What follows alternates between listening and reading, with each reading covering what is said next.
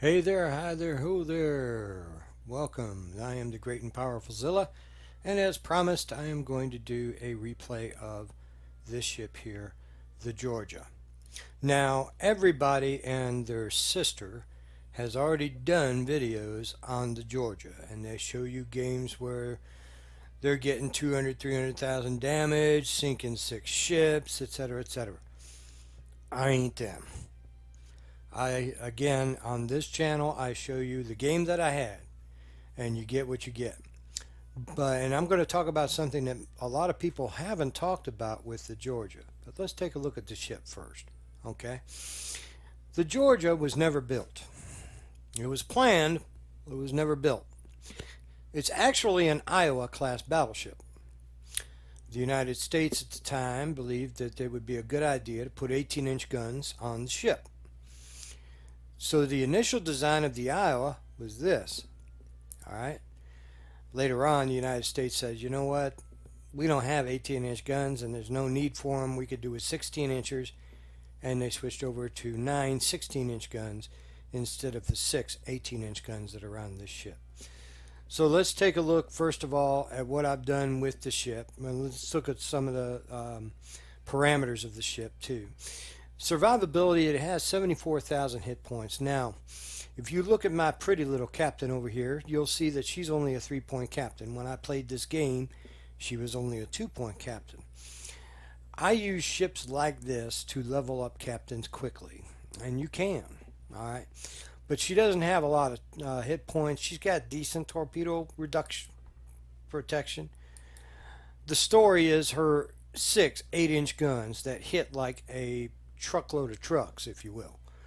But the real story, as you probably already know, is her secondary armament. When you spec your captain out as secondary build, this ship becomes a beast.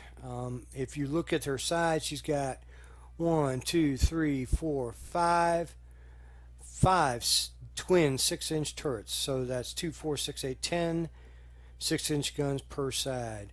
And they can go out to about 11 kilometers when it's spec'd correctly and modded correctly. So this is a secondary beast. Long range, these 18-inch guns really they're not that accurate. The Sigma and the dispersion is pretty bad. Anti-aircraft defense is 78 at tier 9. Remember, tier 10 carrier aircraft are rated at 75. So she is superior to a tier 10 aircraft carrier. So she's fine with the anti-aircraft. Maneuverability, she's fast. She'll do 33 knots stock. Alright. She doesn't turn that fast, but it's not slow either. So you're in good shape there. Concealment, you're not hiding. I mean, how do you hide a skyscraper on the ocean? Just no. Now,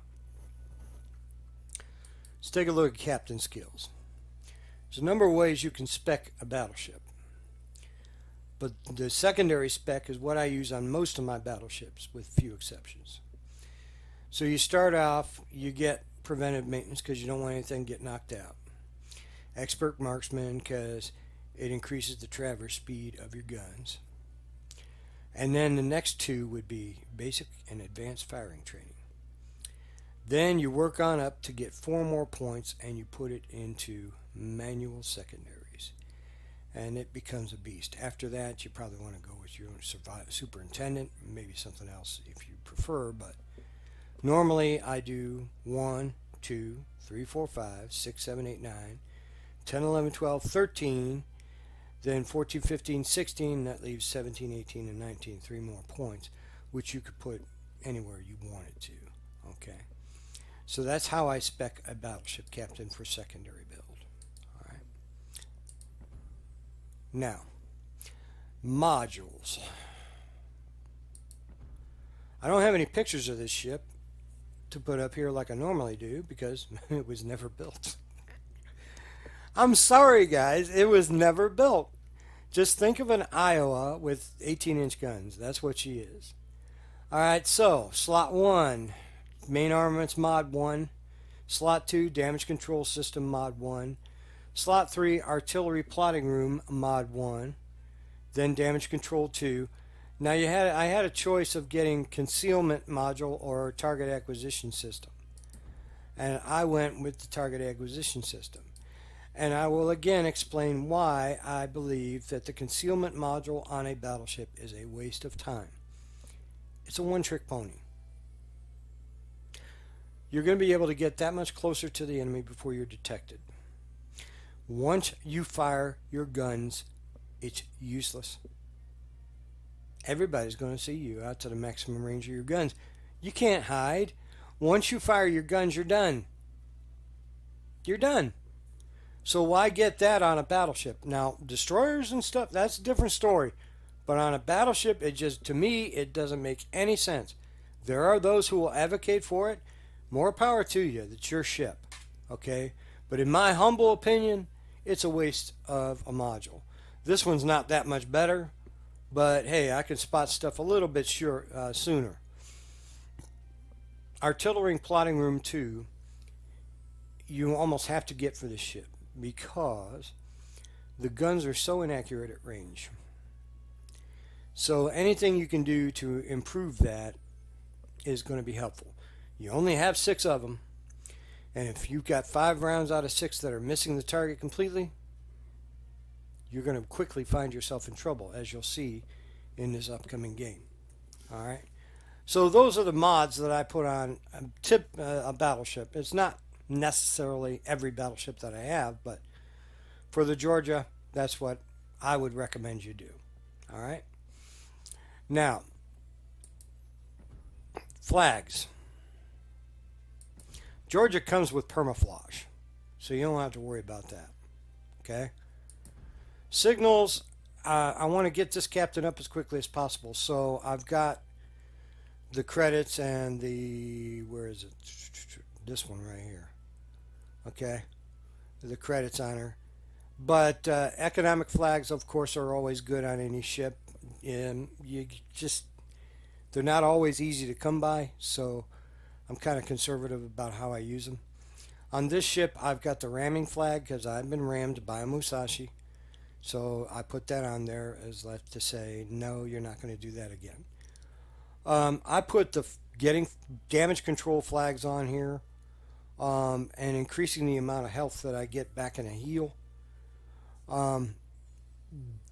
Basically, it's survivability because,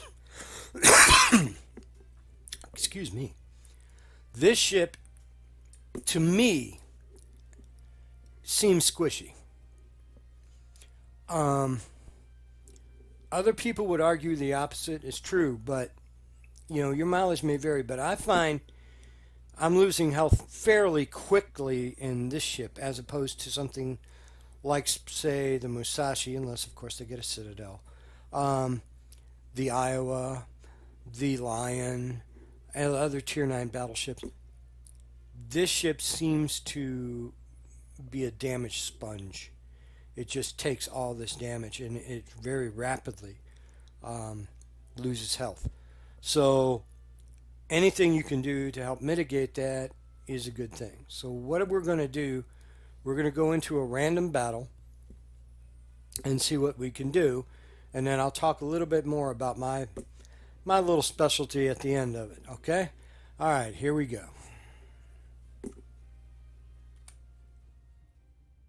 Okay, we got ourselves in a random battle, and I do what I normally do, and I take a look and see what my opponents are up to.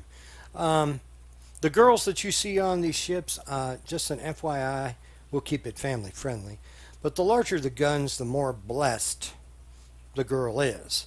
So 18-inch guns, you do the math. Anyway, here we are on, I forget what map this is, to be honest with you. It doesn't really matter. For those of you who are interested in getting the Georgia, and I do highly recommend it, you can spend the $90 in the premium shop. I wouldn't. I'd spend 171,000 coal in the arsenal using a coupon that's going to expire in a few days, and they're going to give you a new one. So if you're going to use it now so you have another one. And use the ship coupon and get it for 171,000 coal. That's how I got mine. You get coal every day anyway, so you might as well, right? So again, like with any other battle, most of our time is spent getting to and from, right? But taking a look at the ship, it does look good, and it is moving. 33 knots, pretty darn fast for a battleship. I think the only one that's comparable might be the Alsace. Correct me on that in the comments if I'm wrong. But this is a zippy battleship. It's not slow. But it's not... On paper, it looks like the Iowa. But it's just not armored like you would expect. Alright? Now, I'll grant you that what's shooting at you is a lot bigger and badder than what you've had. But, yeah. My opinion, it seems that this ship is squishy. But it doesn't matter because it's fun. It's as fun as a barrel of monkeys on crack. So, we're heading up into these islands here, and our destroyer is well aware that there is a Cleveland heading this way. There's also an Alaska and a Montana headed this way. Now, if you look at the mini-map, the white ring is the range of my guns, and the green ring is the range of my secondaries. This is a 2-point captain. I do not have all her skills yet. But I'm going to take a shot at this destroyer. Now, the guns reload fairly quickly. Only like 23 seconds for a reload. That's pretty darn good for a battleship. Kind of compensates for the fact that you don't have very many guns. You only got 6 of them. But they're going to take their shots at me. And you can see my health starts to evaporate fairly quickly. I'm not a fan of that. Okay? I'm just not. But pull around this island. I know there are probably torps somewhere coming along the way. And I'm trying to close the distance without getting smoked because you really want to be 12 kilometers and under for these guns to be truly effective. And there's the Cleveland hiding behind a big old rock. So what I decide to do is I decide to move up the island over to my right, and I'm going to try and push that Cleveland out where our team can kill him if I can't kill him. Otherwise, he'll sit behind that rock until the end of time, just making life miserable for our destroyer. And of course, that's where the radar is coming from. It's coming from that Cleveland. Alright, so I don't need to worry about radar. I'm not hiding from anybody. Not in this thing. I mean, how are you going to hide in the Empire State Building sailing on the water? Honestly. Anyway, I take shots at this Alaska. Now, RNG is not necessarily my friend, but to his credit, the Alaska is doing exactly what he needs to do. He has turned 2 points away, and he's angled against my ship. Alright? Even though he's a squishy cruiser. Everybody knows the Alaska's squishy. Don't deny it. Okay? And I've got 18-inch guns. He is doing exactly the right thing. So kudos to him. He's also got the American commander on that ship. Halsey. He's got Halsey on that ship. Anyway, here comes the Cleveland. I kind of flushed him out. I take shots at him. They just happen to hit at an angle. And you look at my health. Look at my health. And yeah, I'm taking some broadsides. I'm trying to maneuver and get into position. But I guarantee you, if I were on any other battleship, like a Republic, not a Republic, the Alsace. If I were on the Alsace, my health would be maybe half, maybe even 3/4. It wouldn't be this. I guarantee you that. Try it yourself. But anyway, the Cleveland's gone. We've got a Montana and an Alaska up north. I'm kind of poking around the island, trying to play big cruiser here. Give them a lead of 5. I fire my guns. And we get some hits. And we get starting to rack up some damage pretty darn quickly if you look in the upper right hand corner of the screen. But for whatever reason, I'm just not angled enough. And you see that rear turret, how it's buttressed up against the superstructure? If that turret were back a little bit, you'd have a better angle. But in order to get that turret into play, you have to swing the rear of the ship out an awful lot to get that rear turret going. Okay? So I rack up even more damage, and the Montana takes me out. But here's the true gift of the Georgia. I didn't lose this game. We won. But I didn't lose anything. I didn't lose anything. Check this screen out. 377,000 credits. This is a money-making machine, and nobody talks about it. If you do a decent amount of damage, even if you die in a victory, you're going to make a lot of money.